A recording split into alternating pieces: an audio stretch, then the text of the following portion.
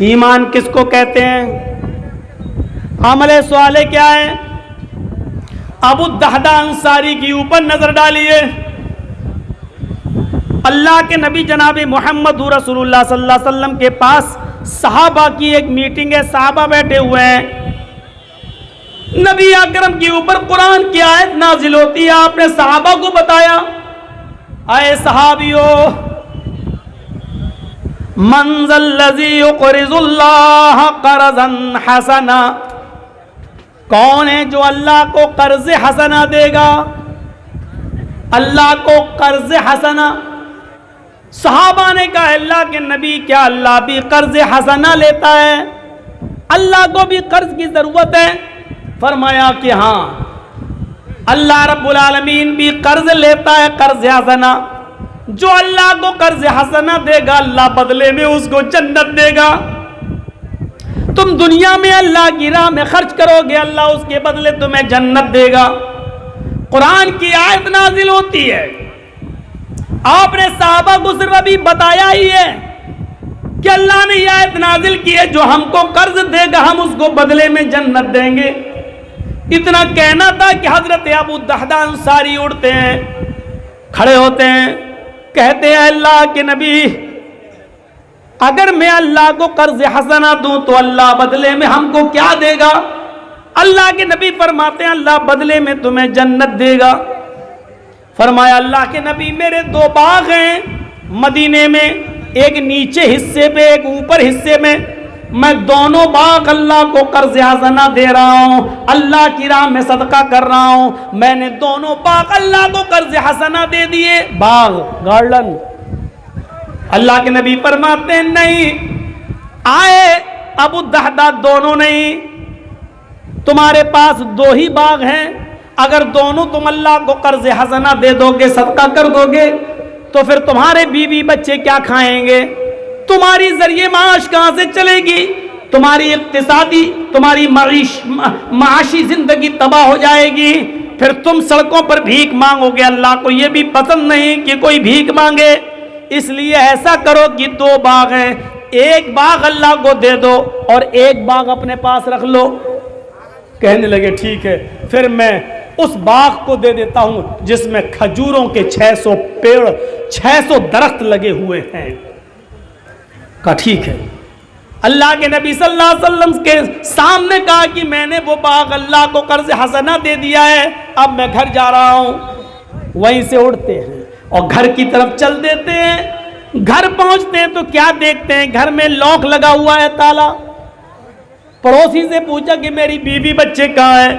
جواب دیا کہ آپ کی بیوی اور آپ کے بچے بھوکے تھے، آپ کا انتظار کر رہے تھے، آپ نہیں آئے تو آپ کی بیوی آپ کے بچوں کو لے کر آپ کے باغ میں چلی گئی، جہاں کھجوروں کے درخت لگے ہوئے ہیں وہاں کھجور توڑے گی اور آپ کے بچوں کو کھلائے گی. ابو الدحداء وہیں سے دوڑ لگاتے ہیں، تیزی کے ساتھ بھاگتے ہیں اور اس کھجور کے باغ کے باہر کھڑے ہو جاتے ہیں اور دروازے سے جھانک کر دیکھتے ہیں کہ میری بیوی کہاں ہے. اندر نہیں جاتے. کیوں؟ کیونکہ اب یہ باغ میرا نہیں ہے. جب میرا نہیں ہے تو میں اندر کیوں جاؤں؟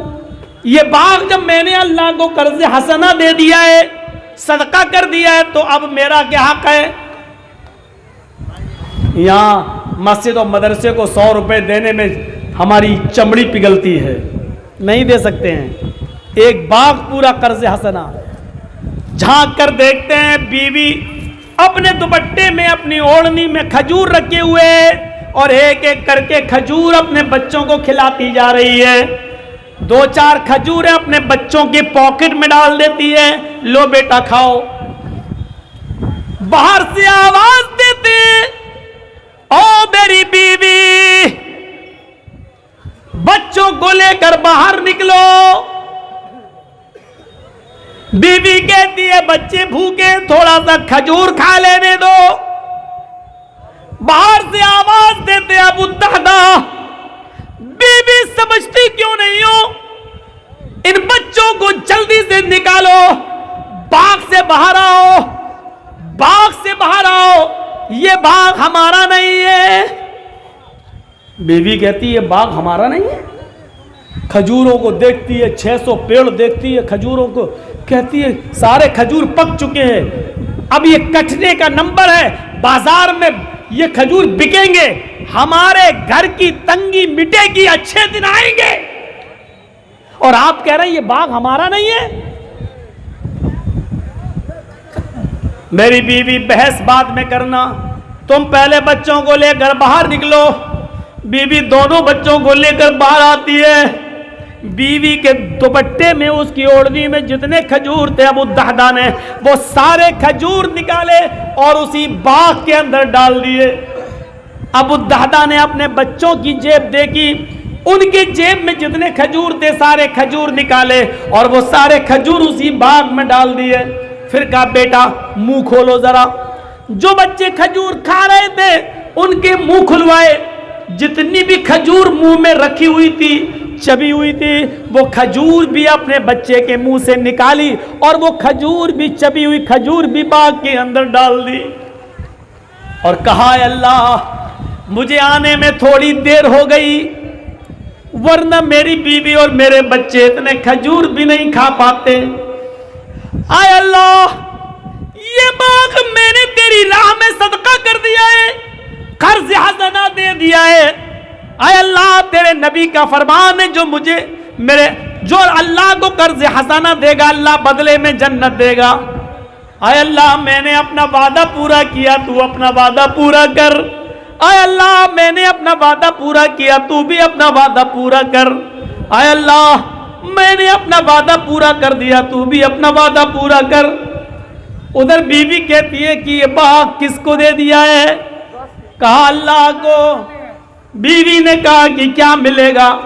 فرمایا اے میری بیوی، جناب محمد رسول اللہ نے فرمایا اللہ کو قرض حسنہ دو گے تو اللہ بدلے میں جنت دے گا، میں نے یہ باغ اللہ کو دے دیا ہے۔ بیوی چیخ کر کہتی ہے ایک باغ دے کر اگر جنت مل رہی ہے تو یہ سودا مہنگا نہیں ہے، یہ سودا مہنگا نہیں ہے۔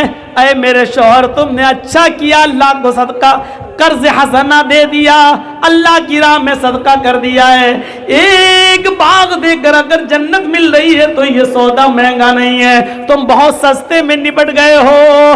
میرے پیارے ساتھیوں قرآن کی آیت نازل ہوئی یہاں اور ادھر عمل کر کے دکھا دیا، یہ تھا ایمان اور یہ تھا عمل صالح جو انہوں نے اسی دن کر کے دکھا دیا، میں نے پورا کا پورا باغ اللہ کو قرض حسنہ دے دیا۔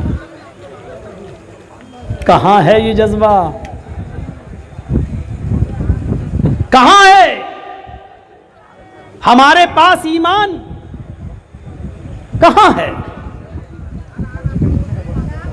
بس محمد اسلم، محمد اکرم، محمد اظہر، محمد فلاں یہ نام رکھ لینا ہی کیا ہمارے مسلمان ہونے کی دلیل ہے؟ گوشت کھا لینا ہی کیا ہمارے مسلمان ہونے کی دلیل ہے؟ آیت آتی ہے فوراً اس کی اوپر عمل ہو جاتا ہے، اس کو کہا جاتا ہے ایمان۔